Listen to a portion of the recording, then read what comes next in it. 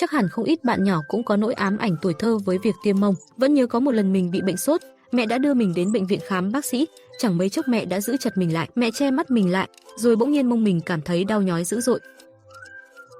Đó thật là một cực hình. Tuy nhiên, tiêm mông có lẽ là nỗi ám ảnh tuổi thơ của thế hệ 8X, 9X. Vậy tại sao hiện nay để hiểu rõ vấn đề này, trước tiên chúng ta hãy tìm hiểu về việc tiêm mông. Tiêm mông là một dạng tiêm bắp. Khi tiêm, vị trí thường được chọn là 1/4 phía trên bên ngoài của một bên mông.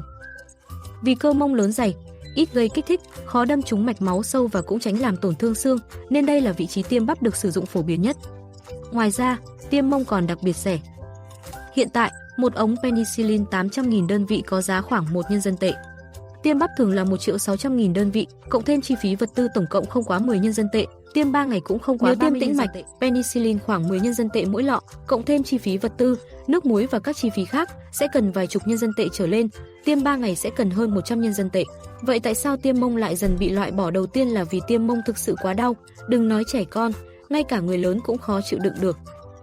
Tuy nhiên, điều này cũng liên quan đến thể trạng cá nhân và kỹ thuật của bác sĩ. Nếu bạn quá căng thẳng vào lúc đó, cơ bắp co lại và không may bác sĩ lại có kỹ thuật không tốt thì rất có thể sẽ cảm thấy đau đớn. Tất nhiên, cũng có một số người có thể gặp phản ứng dị ứng như sưng cục bộ, tấy đỏ và một số người khác còn có thể bị đau thần kinh. Hơn nữa, tiêm mông nhiều lần dễ gây xơ cứng cơ, ảnh hưởng đến cơ mông, nghiêm trọng có thể ảnh hưởng đến việc đi lại.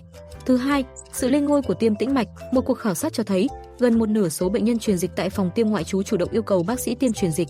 Nhiều bệnh nhân mù quáng chạy theo xu hướng, cho rằng truyền dịch sẽ nhanh khỏi bệnh, ai cũng mong bệnh nhanh khỏi, mặc dù chi phí truyền dịch một ngày trung bình gấp mấy lần giá tiêm mông, nhưng vẫn yêu cầu được truyền dịch. Đối với nhiều bệnh viện, ít việc hơn thì tốt hơn, lại còn kiếm được tiền, thế là dần dần thói quen của mọi người cũng thay đổi. Ngoài ra, tiêm mông còn khiến người ta cảm thấy rất ngại ngùng, nếu là trẻ con thì không sao, nhưng nếu người lớn đi tiêm thì sẽ rất ngại, dù sao thì mông cũng là bộ phận riêng tư.